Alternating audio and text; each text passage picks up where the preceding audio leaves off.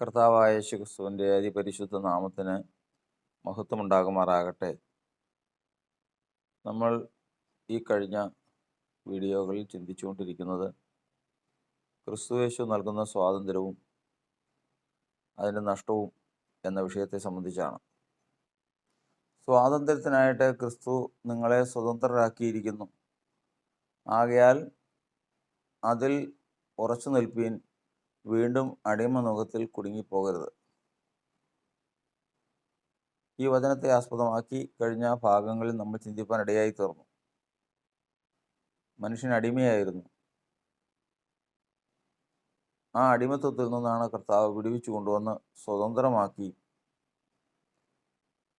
ആ സ്വതന്ത്രമായ ജീവിതം കൊണ്ട് ദൈവത്തിന് ഉപയോഗിക്കാൻ കൊള്ളാവുന്ന പാത്രങ്ങളാക്കി തീർത്തത്. ഇവിടെ ഏതൊക്കെ കാരണത്താലാണ് മനുഷ്യൻ അടിമയായിരുന്നതെന്നുള്ളത് ചില ഭാഗങ്ങൾ നമ്മൾ ചിന്തിപ്പാൻ ഇടയായി തീർന്നു. ഒന്നാമത്തത്, മനുഷ്യൻ തെറ്റിദ്ധാരണയ്ക്ക് വിധേയനായിരുന്നു. സത്യം എന്ത് എന്ന് ഗ്രഹിച്ചിരുന്നില്ല.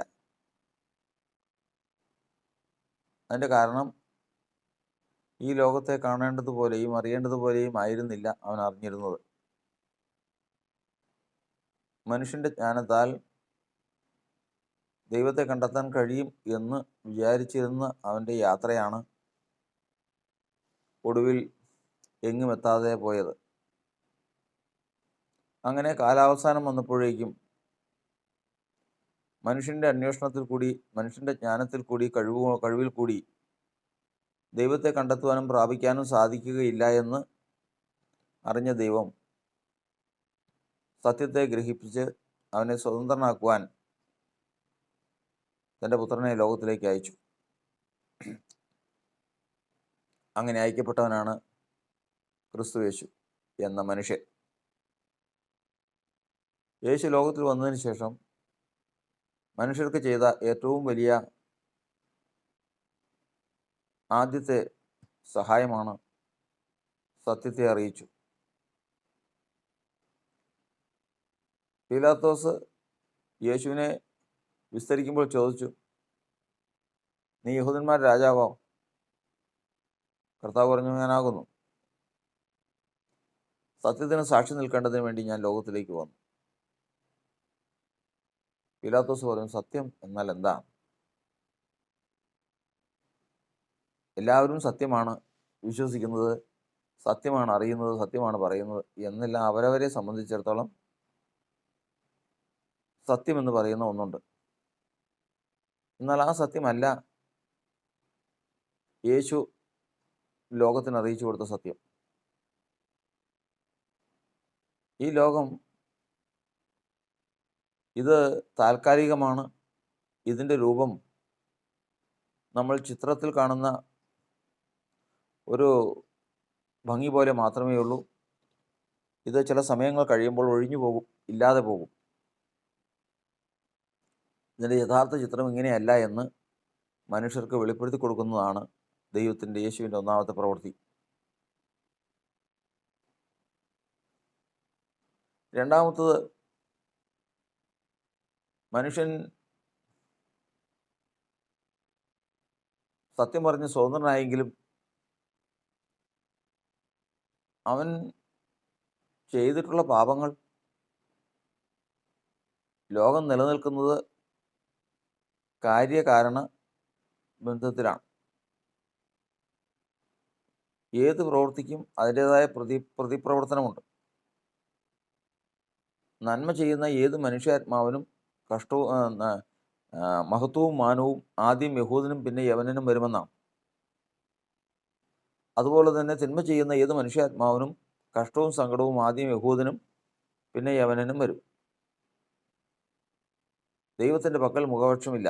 ഓരോരുത്തരും അവനവൻ്റെ പ്രവൃത്തിക്ക് തക്കവണ്ണം കൊടുക്കുവാൻ തക്കവണ്ണം അവൻ്റെ പക്കൽ പ്രതിഫലമുണ്ട്.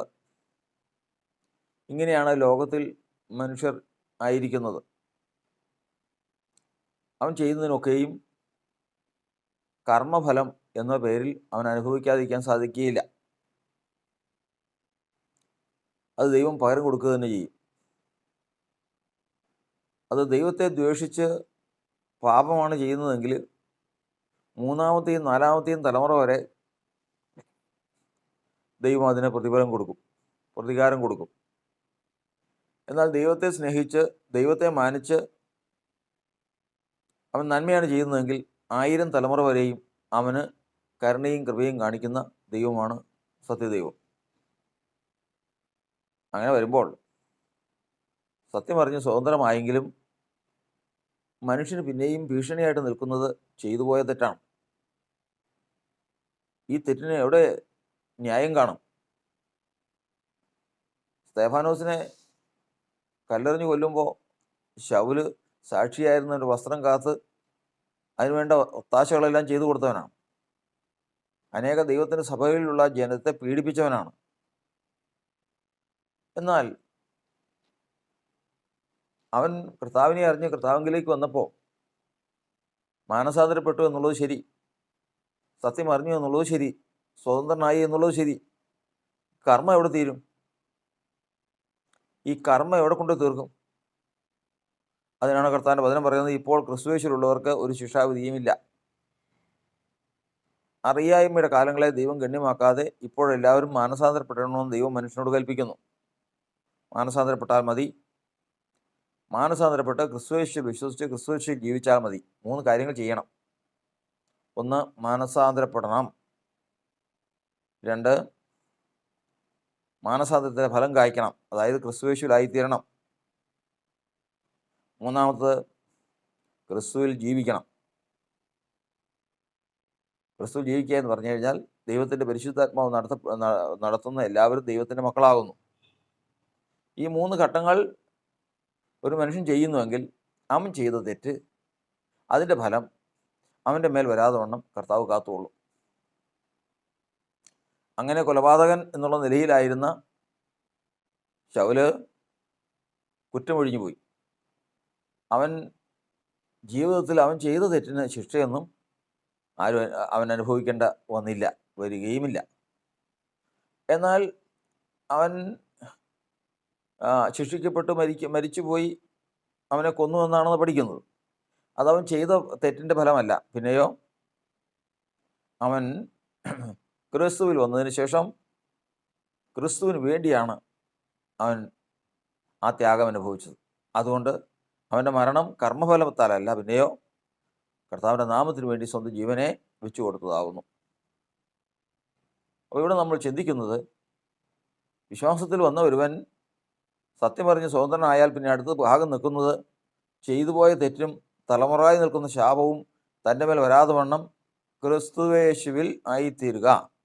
ക്രിസ്തുവേശുവിൽ വിശ്വസിച്ച് ക്രിസ്തുവേശുവിൽ ആയിത്തീർന്ന് ക്രിസ്തുവേശുവിനാൽ നടത്തപ്പെടുക. ഇങ്ങനെ ആയിത്തീർന്ന് അവൻ കർമ്മഫലത്തിൽ നിന്ന് വിടുതൽ പ്രാപിക്കുന്നു. ഇനി അവനെ ശിക്ഷയ്ക്ക് വിധിക്കുകയില്ല. അതിന് വചനം പറയുന്നത്, ഇപ്പോൾ ക്രിസ്തുവേശുള്ളവർക്കൊരു ശിക്ഷാവിധിയുമില്ല.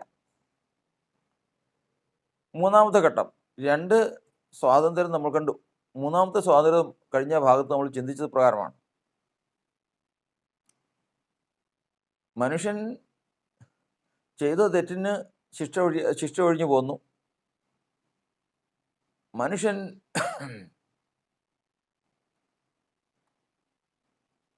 സത്യം പറഞ്ഞ് സ്വതന്ത്രനായി തീർന്നു. എന്നാൽ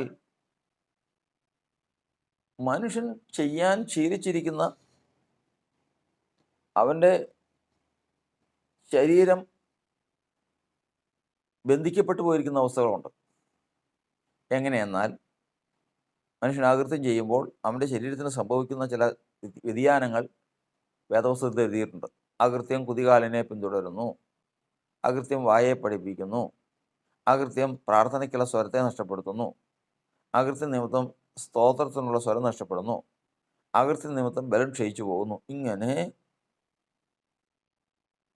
പ്രധാനമായിട്ടും ഒരു 10 കൂട്ടം കാര്യങ്ങൾ മനുഷ്യൻ്റെ ശരീരത്തിൻ്റെ ആസകലം ബാധിക്കുന്ന ഒരവസ്ഥ വരും. അതായത് അവൻ്റെ കഴിവിൽ നിന്നും അവൻ്റെ സ്വാധീനത്തിൽ നിന്നും അവൻ്റെ ശരീരവും ആത്മാവും മനസ്സും കൈവിട്ടു പോയി എന്നർത്ഥം. അതൊന്ന് അകൃത്യത്തിൻ്റെ കയ്യിലാണ്. ഇതിൽ നിന്ന് എങ്ങനെ വിടുവിക്കപ്പെടും എന്നുള്ള ചിന്തയാണ് കഴിഞ്ഞ ഭാഗത്ത് ചിന്തിപ്പാടിയായി തീർന്നത്. അതിനാണ് ഒന്നാമത്തെ ഘട്ടം സത്യോപദേശത്തെ ഗ്രഹിക്കണം. യേശുവാണ് സത്യോപദേശത്തെ ഗ്രഹിപ്പിക്കുന്നത്. സത്യോപദേശം ഗ്രഹിക്കണമെങ്കിൽ സ്വന്തം ഇഷ്ടം പിടിഞ്ഞ് ദൈവത്തിൻ്റെ ഇഷ്ടം ചെയ്യുവാനായിട്ട് മനസ്സമ്മതത്തോടുകൂടി വരണം. അങ്ങനെ വരുമ്പോൾ ദൈവം സത്യോപദേശം ഗ്രഹിപ്പിക്കും. യേശുവാണ് അത് പഠിപ്പിക്കുന്നത്. അങ്ങനെ സത്യോപദേശം ഗ്രഹിച്ചു കഴിഞ്ഞാൽ ആ സത്യോപദേശത്തെ ഹൃദയപൂർവ്വം അനുസരിച്ച് കഴിയുമ്പോൾ പാപത്തിൽ നിന്നും മോചനം പ്രാപിക്കും. അതായത് തൻ്റെ ശരീര അവയവങ്ങളെ പിടിച്ചടക്കിയിരിക്കുന്ന പാപത്തിൻ്റെ സ്വാധീനത്തിൽ നിന്ന് ആ മനുഷ്യൻ സ്വാതന്ത്ര്യം പ്രാപിക്കുന്നു. അപ്പോൾ ഇത്രയും കാര്യങ്ങൾ കഴിഞ്ഞ ഭാഗത്ത് നമ്മൾ ചിന്തിപ്പാൻ ഇടയായി തീർന്നതാണ്. ഒന്ന്, തെറ്റിദ്ധാരണയിൽ നിന്ന് സ്വാതന്ത്ര്യം. രണ്ട്, കർമ്മഫലത്തിൽ നിന്ന് സ്വാതന്ത്ര്യം.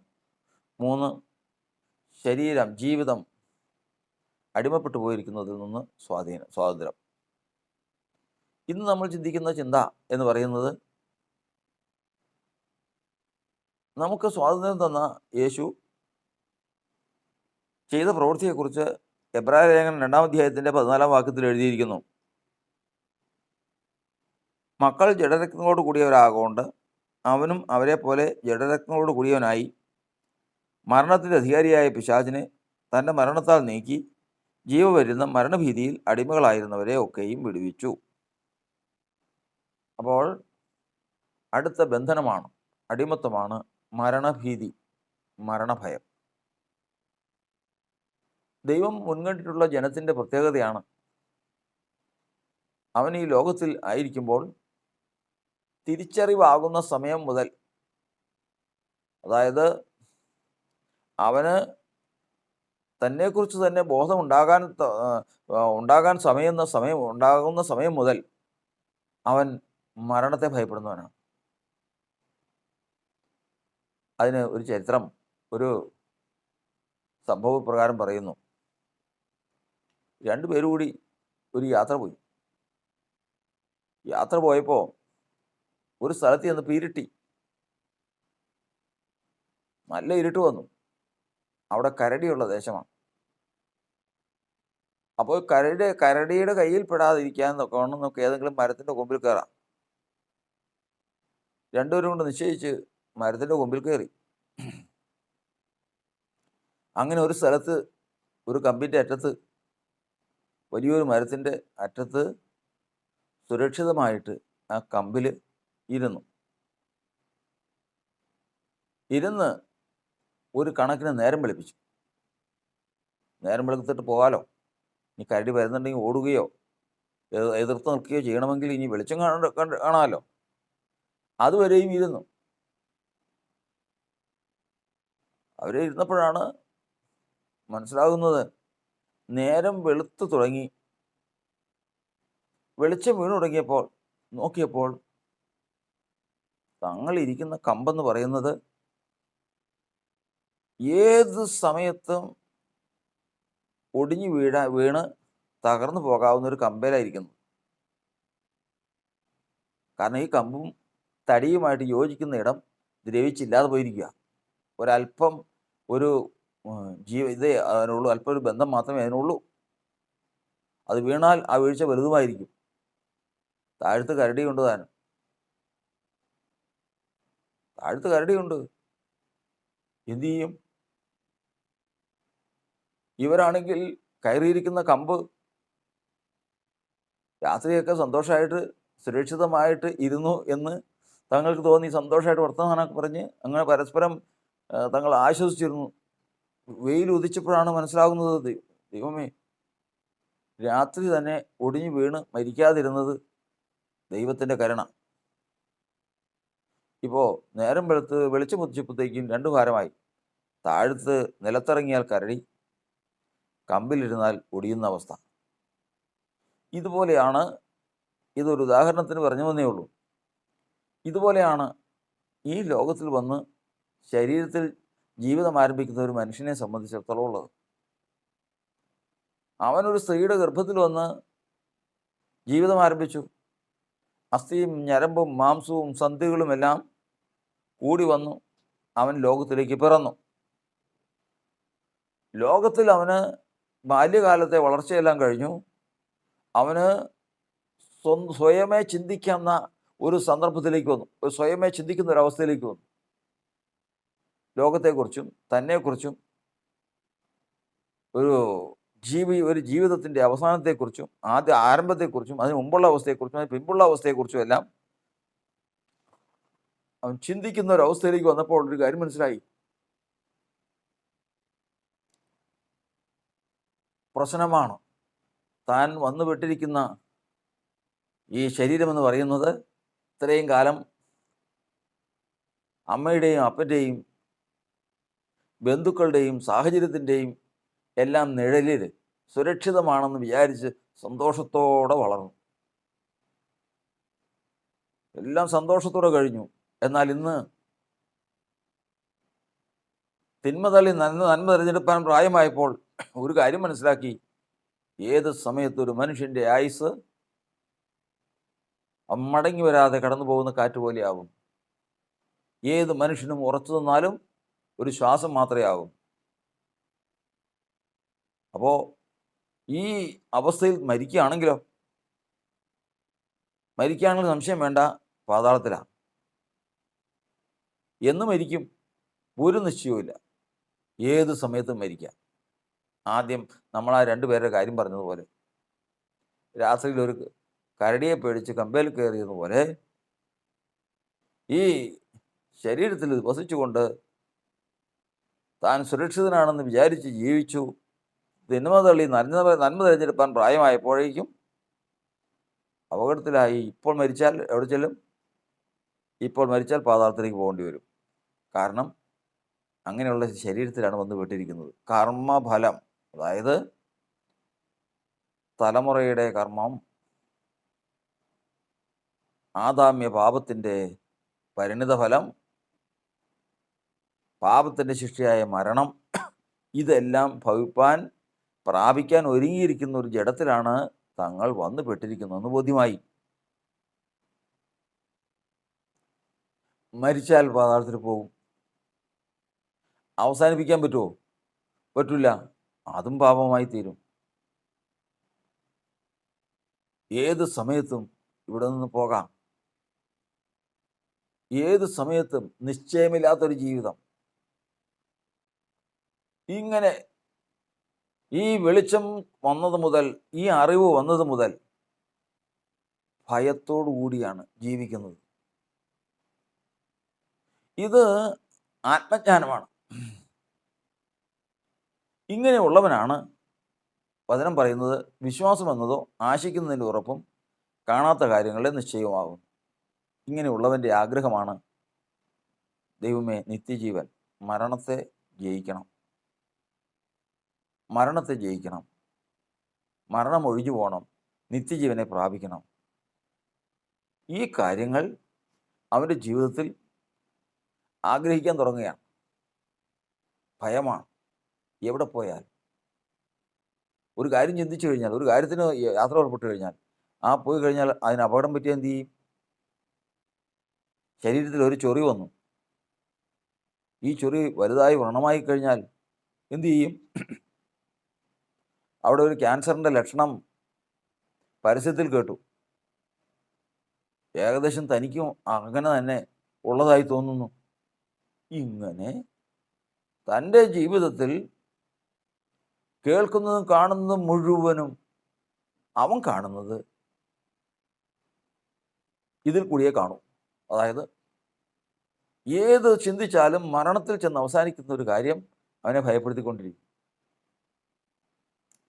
അതുകൊണ്ട് തന്നെ അവൻ എപ്പോഴും മരണത്തെ ഭയപ്പെട്ട് അതിനുവേണ്ടി എന്ത് വേണമെങ്കിലും ചെയ്യും. ഇങ്ങനെ മുമ്പോട്ട് ജീവിക്കുന്ന ഒരു മനുഷ്യനാണ് യഥാർത്ഥത്തിൽ വചനം പറയുന്നത് മരണഭീതിയിൽ അടിമകളായിരുന്ന ജനം എന്ന് പറയുന്നു. പലരും പറയും, എനിക്ക് മരണത്തെ ഭയമൊന്നുമില്ല. ദൈവം കണ്ടതാണോ? നിശ്ചയമായിട്ടും പുറമേ എന്തെല്ലാം പറഞ്ഞാലും അവൻ്റെ ഉള്ളിൽ പേടിച്ച് വിറയ്ക്കുന്നുണ്ട്. അവൻ മരണത്തെ തൻ്റെ മുമ്പിൽ നിന്ന്, എൻ്റെ പ്രാണൻ്റെ മുമ്പിൽ നിന്ന് മരണം നീങ്ങിപ്പോകാതെ അവന് സ്വസ്ഥത ഉണ്ടാവില്ല. ഇങ്ങനെയുള്ളവരെ വിടുവിപ്പാനാണ് കർത്താവ് വന്നത്. ഇവരാണ് സത്യത്തിൽ സുവിശേഷം കേൾക്കുന്നതും വിശ്വസിക്കുന്നതും. ക്രിസ്തുയേശുവിൽ വിശ്വസിക്കുക, നീ നിൻ്റെ കുടുംബവും രക്ഷ പ്രാപിക്കുമെന്നുള്ള സുവിശേഷം അവൻ കേട്ടു. ഈ ലോകത്തിൽ ഇത്രയും കാലം ജീവിച്ചിട്ട് എനിക്കൊരു രക്ഷയുണ്ടായില്ല, ഇനി ക്രിസ്തുയേശുവിൽ വിശ്വസിച്ചാൽ രക്ഷയുണ്ടാകുമെന്ന് എന്ത് യുക്തിക്കാം? കർത്താവായ യേശു ക്രിസ്തു മരിച്ച് അടക്കപ്പെട്ടു, 3-ാം നാൾ ഉയർത്തെഴുന്നേറ്റു, പാതാളത്തിലേക്ക് ഇറങ്ങി, ബദ്ധന്മാരെ പിടിച്ചുകൊണ്ടുപോയി സ്വർഗത്തിന് മീതെ കയറി, മനുഷ്യർക്ക് ദാനങ്ങളെ കൊടുത്തു, ദൈവസിംഹാസനത്തിൽ ഇരുന്നു. ഇനി അവൻ സ്വർഗത്തിൽ നിന്ന് ഭൂമിയിലേക്ക് വരും, തനിക്കായി കാത്തു നിൽക്കുന്നവരെ കൊണ്ടുപോകാൻ വരും.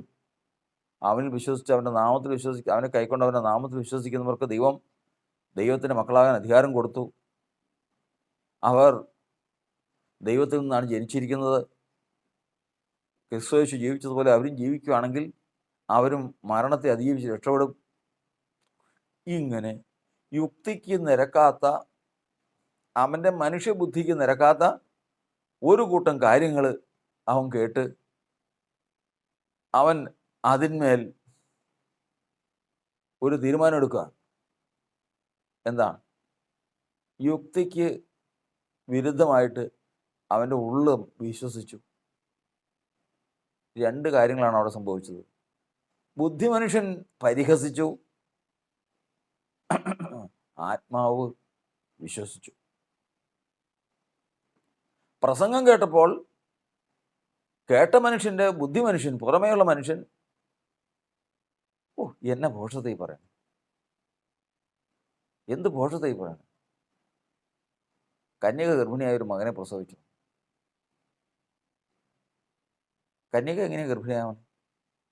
ഒരു സ്ത്രീയുടെ ഗർഭത്തിൽ അണ്ടത്തെ വിഘടിച്ച് അവനിൽ കോശങ്ങളും രക്തവും ജീവിതവും ആരംഭിക്കണമെങ്കിൽ അതിൻ്റെതായ ശാസ്ത്രീയ വശങ്ങളുണ്ട്. ഈ വശങ്ങളെ ഒന്നും കണക്ക് കൂട്ടാതെ ഒറ്റയടിക്ക് പരിശുദ്ധാത്മാവ് നിന്റെ മേൽ വരും, അത്യുന്നതൻ്റെ ശക്തി നിന്റെ മേൽ നിഴലിടും, ആകയാൽ ഉത്ഭവിക്കുന്ന പ്രജ ദൈവത്തിൻ്റെ പുത്രനെന്ന് വിളിക്കപ്പെടും എന്നുള്ളതെല്ലാം പറയുമ്പോൾ മുഴുവനും അസാധ്യതകളും പോഷത്വങ്ങളും പരിഹാസ്യ വിഷയങ്ങളുമായി ബുദ്ധിമനുഷ്യൻ നിൽക്കുമ്പോൾ ഇതകത്തേക്ക് ചെന്നപ്പോൾ, ഈ വചനം സുവിശേഷം അകത്തേക്ക് ചെന്നപ്പോൾ പ്രാണൻ വിശ്വസിച്ചു. കാരണം പ്രാണൻ അറിയാം, ഇവിടെ വരുന്നതിന് മുമ്പ്, ഈ ലോകം സ്ഥാപിക്കുന്നതിന് മുമ്പ് അവിടെ ഒരു തിരഞ്ഞെടുപ്പ് നടന്നിട്ടുണ്ട്. ക്രിസ്തുവിൽ ഒരു തിരഞ്ഞെടുപ്പ് നടന്നിട്ടുണ്ട്. നാളെ മനുഷ്യജന്മമായിട്ട് ജനിക്കാനുള്ളവരും അവർക്ക് വേണ്ടി ദൈവം സ്വർഗത്തിൽ ഒരുക്കിയിട്ടുള്ള പ്രതിഫലത്തെക്കുറിച്ചെല്ലാം ഈ ലോകം സ്ഥാപിക്കുന്നതിന് മുമ്പ് ചില കണക്കൂട്ടലുകൾ അവിടെ നടന്നിട്ടുണ്ട്. അത് പ്രാണനറിയാം, ബുദ്ധിമനുഷ്യനറിയാൻ പാടില്ല. പ്രാണൻ അത് വിശ്വസിച്ചു. അതുകൊണ്ട് വചനം പറയുകയാണ്, അതുകൊണ്ട് ദൈവത്തിൻ്റെ വചനം പറഞ്ഞു, നിത്യജീവനായി നിയമിക്കപ്പെട്ടവർ വിശ്വസിച്ചു, അല്ലാത്തവർക്ക് വിശ്വാസമായി പരിണമിക്കില്ല. കാരണം അവൻ്റെ പ്രാണൻ മരണഭയത്തിലാണ്, മരണഭീതിയിൽ അടിമയാണ്. അവൻ സുവിശേഷം കേട്ട് വിശ്വസിച്ചപ്പോൾ വിശ്വാസത്തിൻ്റെ ആത്മാവ് അവനിലേക്ക് വന്നു. അവൻ മറ്റൊരു ജീവിതത്തിലേക്ക് പ്രവേശിച്ചു. ജീവിതത്തിലേക്ക് പ്രവേശിച്ചതോടുകൂടി ക്രിസ്തുയേശുവിനെ കൈക്കൊണ്ടു, സുവിശേഷത്തിൽ കൂടി കേട്ട ക്രിസ്തുവിനെ കൈക്കൊണ്ടു, അവൻ്റെ നാമത്തിൽ വിശ്വസിച്ചതോടുകൂടി ദൈവമക്കളാകാൻ അവന് അധികാരം കിട്ടി. അങ്ങനെ ദൈവം പിതാവായി വന്നു. ദൈവം പിതാവായി വന്നപ്പോഴേക്കും മരണത്തിൻ്റെ അധികാരിയായ പിശാച് മാറി ദൈവം അധികാരിയായി വന്നു. ഇന്ന് അവന് ഭയമില്ല. ആരെ? മരണത്തെ ഭയമില്ല. മരണഭീതിയിൽ അടിമയായിരുന്ന ഒരു കാലത്ത്. ഇന്ന് അങ്ങനെയല്ല. ഇന്ന് അവൻ്റെ അടിമത്വം എന്ന് പറയുന്നത് ദൈവ ഭയത്തിൽ അടിമയാണവൻ. ആരും ഒന്നും സംസാരിക്കണ്ട, അവനത് ഭയമില്ല. അപ്പോസ്തലന്മാർ അവർ സുവിശേഷം പറഞ്ഞു കഴിഞ്ഞപ്പോൾ ആ നിൽക്കുന്ന ജനം, അവിടെ നിന്നുണ്ടായിരുന്ന ജനം, അവരുടെ ധൈര്യവും കണ്ടിട്ട്, അവർ സാമാന്യരായ മനുഷ്യരെന്ന് കണ്ടിട്ട് അവർ അതിശയിച്ചു പോയി. എന്താ ധൈര്യം! മരണമൊന്നും അവർക്ക് വിഷയമല്ല.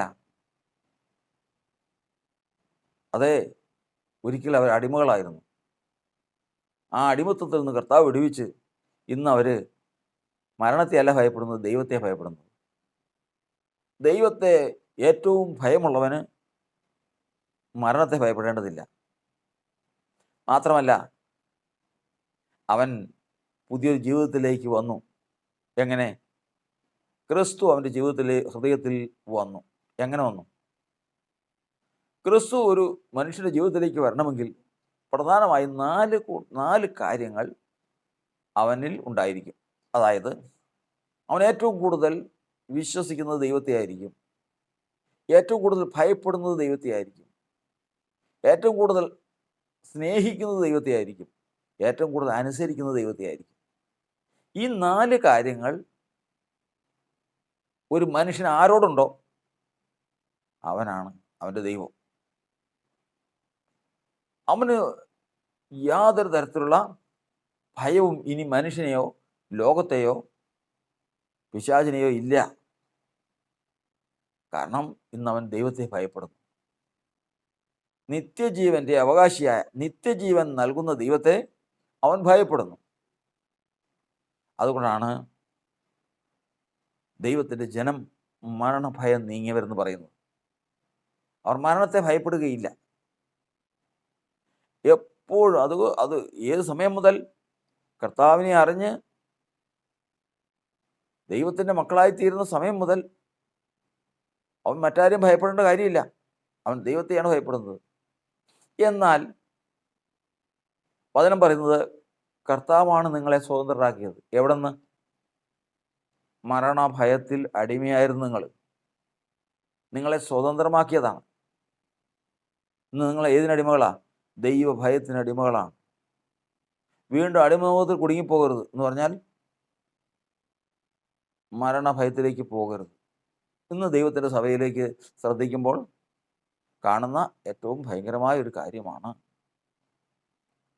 സഭയിൽ സത്യവിശ്വാസത്തിൽ തീക്ഷ്ണതയോടെ നിന്നിട്ടുള്ള വിശ്വസ്തരായിട്ടുള്ള നല്ലൊരു വിഭാഗം ഇന്ന് മരണഭീതിയിലേക്ക് വന്നിരിക്കുക. ഏശാവിനെ പോലെ. ദൈവത്തെ ഭയപ്പെടുന്നവനും മരണത്തെ ഭയപ്പെടുന്നവനും അവർ രണ്ടുപേരുടെയും വാക്കുകൾ കേൾക്കണം. ശദ്രക്ക്, മേശക്ക്, അബേദ്നെഗോവിനോട് രാജാവ് പറയുകയാണ്, നിങ്ങൾ എൻ്റെ ദേവന്മാരെ നമസ്കരിക്കുന്നില്ല എന്നുള്ളത് സത്യം തന്നെയാണോ? ഇതാ നിങ്ങൾക്കൊരു സാധ്യതയോടെ തരുക, ഒരു ചാൻസും കൂടെ തരുക. കുഴൽ, വീണ, തമ്പുരു മുതലായിട്ടുള്ള വാദ്യമേളങ്ങൾ ധ്വനിപ്പിക്കാൻ പോവുക. അന്നേരം ദൂരാ സമഭൂമിയിൽ നിർത്തിയിരിക്കുന്ന ഈ ബിംബത്തെ നിങ്ങൾ വീണ് നമസ്കരിച്ചാൽ നല്ലതാണ്. ബാക്കി ഒന്നും ഗണ്യമാക്കുന്നില്ല. മുമ്പ് നിങ്ങൾ ചെയ്തിട്ടുണ്ടോ, നിങ്ങൾ നമസ്കരിച്ചിട്ടുണ്ടോ, നമസ്കരിക്കാതെ ഇതൊന്നും ചോദിക്കില്ല. ഇപ്പോൾ നിങ്ങൾക്കൊരു അവസരം തരുക. ഈ സമയത്ത് നിങ്ങൾ വീണ് നമസ്കരിച്ചു കഴിഞ്ഞാൽ നല്ലത്.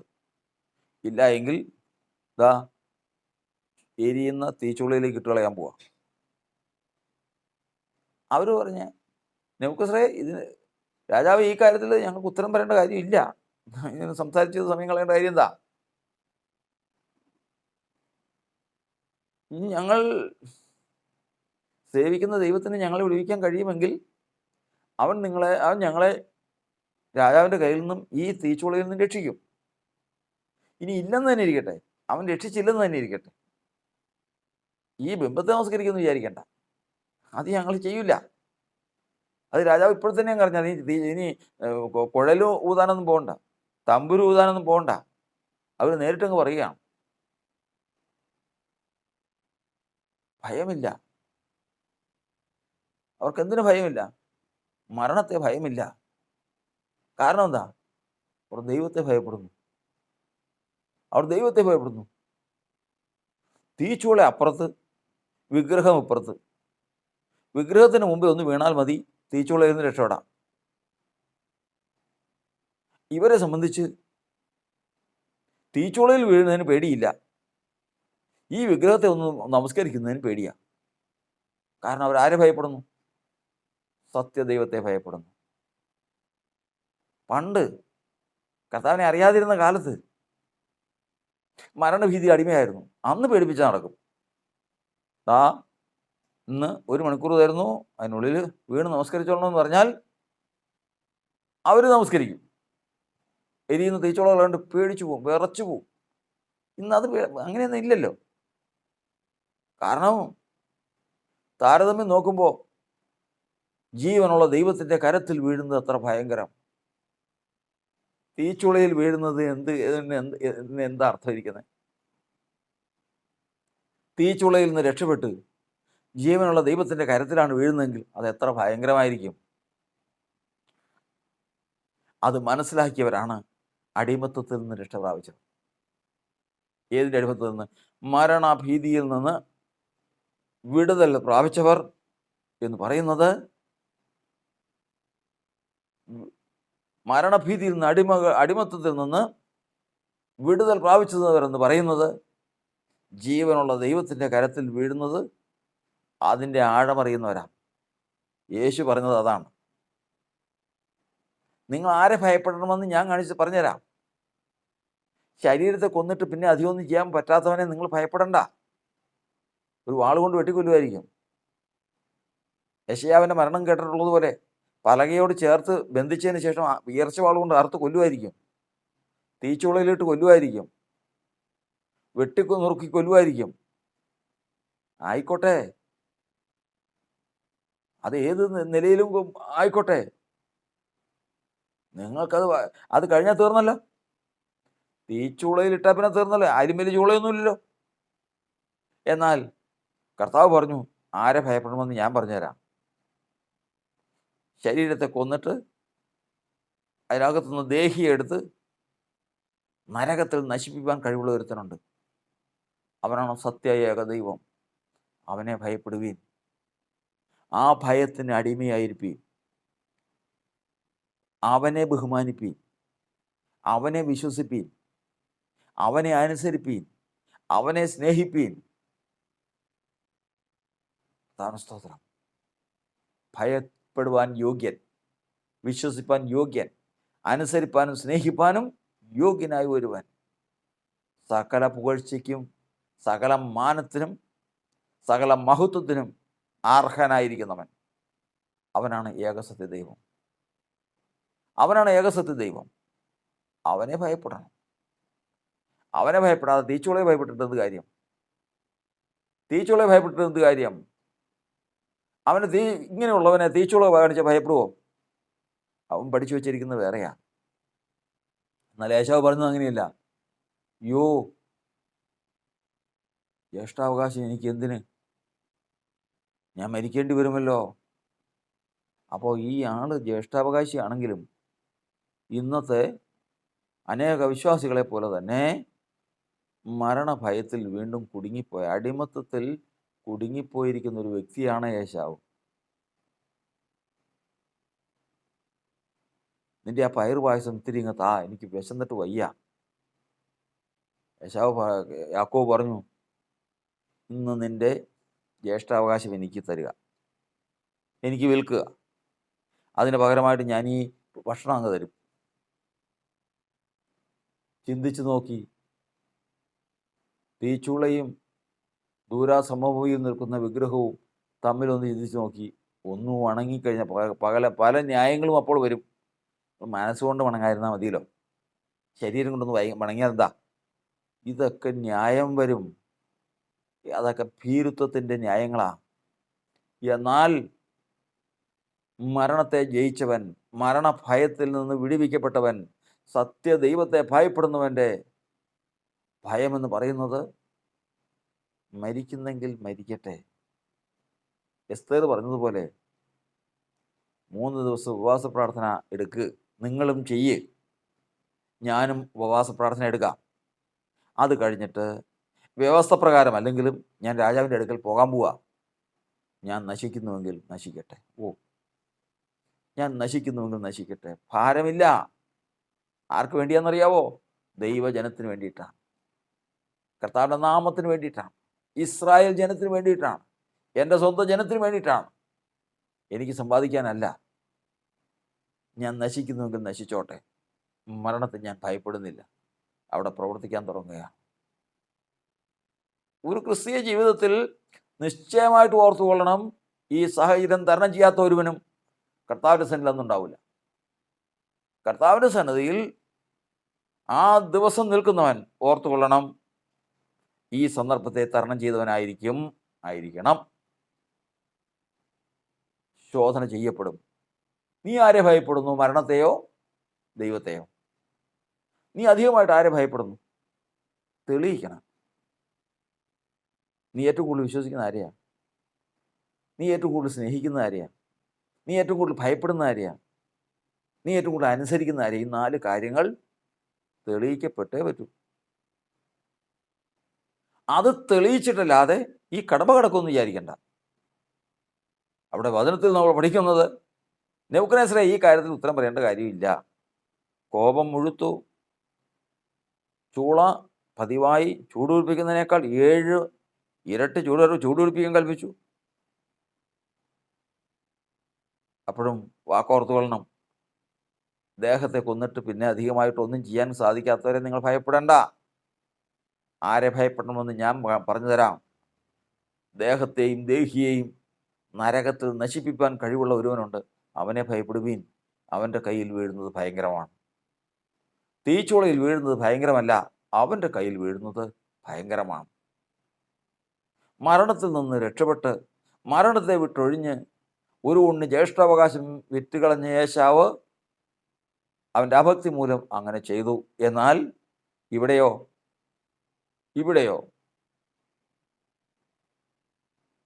തീച്ചുള 7 മടങ്ങായിരുന്നാലും ജീവനുള്ള ദൈവത്തെ ഭയപ്പെടേണ്ടവനെ ഭയപ്പെടണം, വിശ്വസിക്കേണ്ടവനെ വിശ്വസിക്കണം, സ്നേഹിക്കേണ്ടവനെ സ്നേഹിക്കണം, അനുസരിക്കേണ്ടവനെ അനുസരിക്കണം. ഇത് കണ്ടെത്തിയവൻ അടിമ മുഖത്തിൽ നിന്ന് വിടുതൽ പ്രാപിച്ചവനാണ്. മരണഭയം എന്ന അടിമത്തത്തിൽ നിന്ന് വിടുതൽ പ്രാപിച്ചവനാണ്. ഇത് ഒരു ഭക്തൻ്റെ ജീവിതത്തിൽ വന്നുകൂടുന്ന വിലയേറിയ സന്ദർഭമാണെന്ന് കരുതി ദൈവത്തിൻ്റെ സഭയായി ആരെല്ലാം അഭിമാനിക്കുന്നുണ്ടോ അവരെല്ലാം സന്ദർഭത്തിന് വേണ്ടി ഒരുങ്ങിയിരുന്നേ പറ്റൂ. ദൈവം നമ്മെ അനുഗ്രഹിക്കുമാറാകട്ടെ.